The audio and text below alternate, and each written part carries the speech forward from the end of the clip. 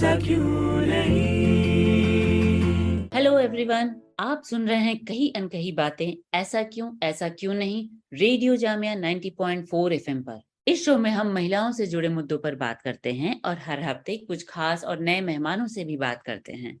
ये radio show Jamia Millia Islamia और क्रिया के बीच का कोलैबोरेशन है। मैं शालिनी। आज हम महिलाओं की शिक्षा से जुड़े एक बहुत अहम मुद्दे पर बात करेंगे। आज का विषय है एजुकेशनल इंस्टीट्यूशंस में विकलांग महिला स्टूडेंट्स, जिनको वुमेन विद डिसेबिलिटी से भी हम संबोधित करते हैं, उनके यूनिवर्सिटी में एक्सेसिबिलिटी को लेकर इंतजाम कितने सक्रिय और कितने मजबूत हैं।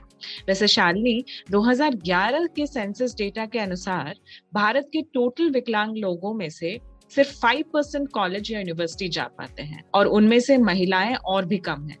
तो क्या हमारे यूनिवर्सिटी कैंपसेस डिसेबल महिला स्टूडेंट्स के लिए एनेबलिंग नहीं है? और क्या उन्हें वो माहौल और सुविधा मिल पा रही है जिसे वो शिक्षा जैसे मौलिक अधिकार को हासिल कर पाए? इस विषय में बात करने के लिए हमारे साथ आज जुड़ेंगे प्रोफेसर मंजुला रथ, जो दौलत राम कॉलेज में पॉलिटिकल साइंस पढ़ाती हैं और विजुअली चैलेंज्ड हैं। लेकिन उससे पहले हम ये भी जानते हैं कि जामिया मिलिया यूनिवर्सिटी के स्टूडेंट्स इसके बारे में क्या सोचते हैं, और इसीलिए हमने उनसे पूछा कि क्या विमेन विद डिसेबिलिटी के लिए कैंपस स्पेसेस में कुछ खास सुविधाएं हैं या होनी चाहिए। आइए हम उनसे सुनते हैं कही अनकही बातें में, only on radio Jamia 90.4 FM. Hello दोस्तों, आप सुन रहे हैं रेडियो जामिया 90.4 एफएम और मैं हूं आपकी होस्ट मानसी। और मैं हूं आपका होस्ट मोइन। आज बात होगी एक्सेस की और कैसे विमेन विद डिसेबिलिटीज एक्सेस कर सकते हैं कैंपस स्पेसेस को। मुद्दे हैं उनकी सिक्योरिटी, मोबिलिटी और हाउसिंग, और इन मुद्दों को समझने के लिए सिर्फ एक statistic. According to a report in 2015, only 1% disabled candidates have access to the top 150 colleges in India. The numbers are saying something. They are pointing to an invisibilization. हम आ गए हैं इस विषय में जामिया मिलिया इस्लामिया के स्टूडेंट से बात करने। तो आइए सुनते हैं सीधा स्टूडेंट से उनकी सोच, उनके सवाल और उनके कुछ सुझाव।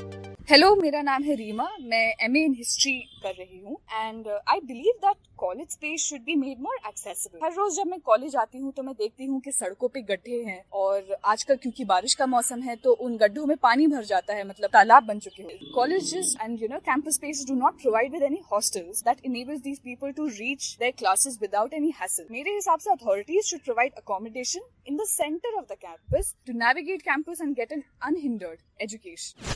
I am Ishita and I'm doing my masters from Jamia Millia Islamia, and I feel that there is an important issue of mobility for women with disabilities that is needed to be addressed, especially for women who are visually impaired. On a campus that is dominated by men, there is a big possibility that the space might become unwelcoming or even threatening for them. And if I may suggest, feeder bus services is a good way to start. I did my graduation from KMC, where societies and volunteers help people with special needs, and similar things should be introduced here.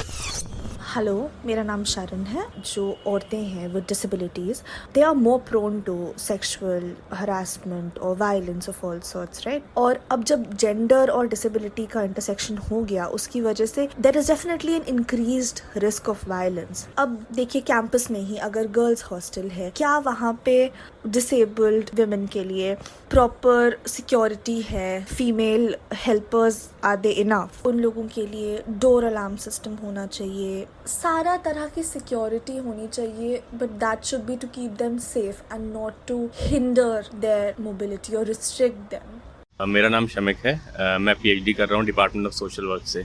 कई department में हमारे ramps हैं। At least ground floor की accessibility तो हर department में, हर centre में अब आ गई है। लिफ्ट नहीं है तो इन बच्चों को काफ़ी प्रॉब्लम होती है जो चल नहीं पाते हैं। और अगर आप देखेंगे तो जामिया में कहीं विजुअली इम्पेयर्ड के लिए एक ट्रैक बनी होती है, वो नहीं है।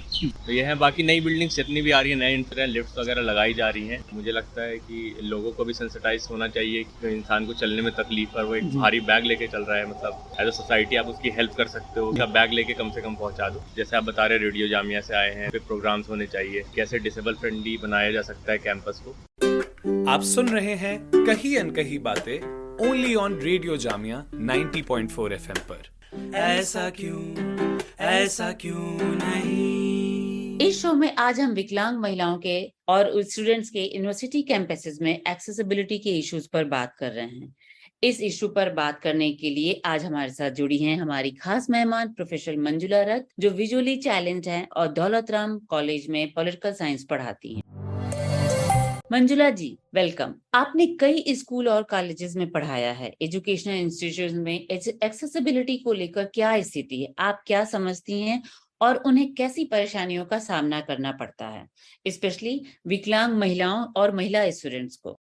धन्यवाद मुझसे बातचीत करने के लिए और सभी श्रोताओं को नमस्कार। जहाँ तक कॉलेजेस के अंदर एक्सेसिबिलिटी का सवाल है, इसको हर कॉलेज अपने अपने हिसाब से देख रहा है, लेकिन कुछ कॉलेजेस में सिर्फ रैंप बनाकर छोड़ दी गई है, इससे ज्यादा और कुछ नहीं है। दूसरी बात ये हम देखते हैं कि थोड़े थोड़े टाइम के बाद सिलेबस चेंज हो जाते हैं और यूनिवर्सिटी जो है वो अपने पैकेजेस भी निकालती है कि आपको इन रीडिंग्स में से पढ़ाना है या पढ़ना है। अब वो रीडिंग्स हमारे पास, यदि मैं विजुअली इम्पेयर्ड की बात करूं, ना तो वो ब्रेल में एक्सेसिबल है क्योंकि उनका क्या किया, उनकी स्कैनिंग करके रख ली गई, एडिटिंग वगैरह नहीं हुई, तो वो एक तरह से बिल्कुल भी एक्सेसिबल नहीं है। तो उसके चलते स्टूडेंट्स को भी दिक्कत आ रही है पढ़ने में और टीचर्स को भी उन रीडिंग्स से पढ़ाने में दिक्कत आ रही है। इसके अलावा मैंने अभी कहा कि सिलेबस जब चेंज होता है, नई नई बुक्स आती हैं, तो वो बुक्स भी अवेलेबल उस हिसाब से नहीं हो पाती। भले ही हम कितना मर्जी बात करें कि हम लोग डिजिटलाइज कर रहे हैं, डिजिटल हो रहे हैं, ये वो, लेकिन वो चीजें जो हैं सुनने में बहुत अच्छी लगती हैं। जब आपने डिजिटल की बात की तो एक और सवाल आया,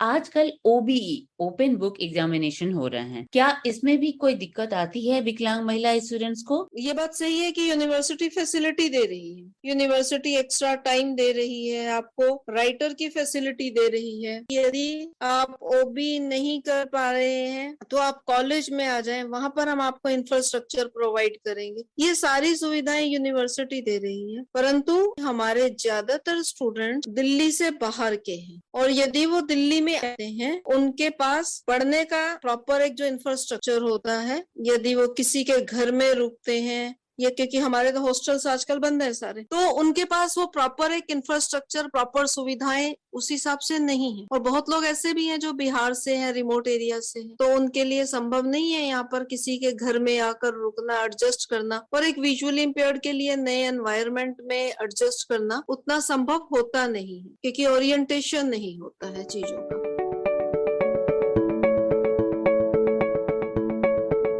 थैंक यू मंजुला जी, आपने बहुत सारे मुद्दों पर हमारे साथ अपनी अनुभव और जानकारी शेयर की, जो हमारे लिए बहुत यूजफुल भी है और काफी प्रेरणाजनक भी रहा। आप सुन रहे हैं कहीं अनकही बातें, ऐसा क्यों नहीं, only on radio Jamia 90.4 FM पर। हम आज बात कर रहे हैं विकलांग महिला स्टूडेंट्स के एजुकेशनल इंस्टीट्यूट्स में अनुभव और एक्सेसिबिलिटी की। अगर आप इस मुद्दे पर या इस विषय पर हमारे साथ और अपने एक्सपीरियंस शेयर करना चाहते हैं तो हमें मेल कर सकते हैं kriya@kriyaworld.org पर। आपके रिस्पॉन्सेज का हमें इंतजार रहेगा और हम इन रिस्पॉन्सेज को अपने शो में जरूर शामिल करेंगे।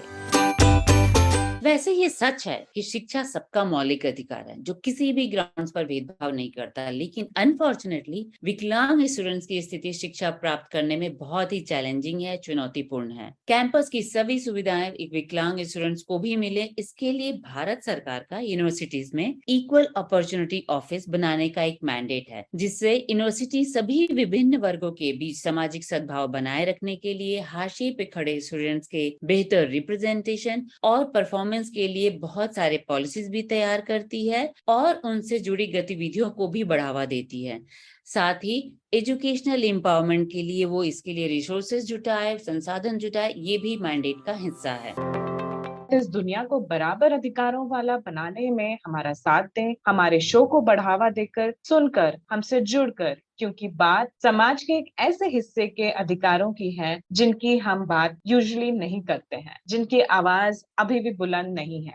अगले हफ्ते आपसे फिर मिलेंगे एक नई सोच, एक नई चर्चा को लेकर, कहीं अनकही बातें में ऐसा क्यों नहीं। सुनते रहिए रेडियो जामिया 90.4 FM।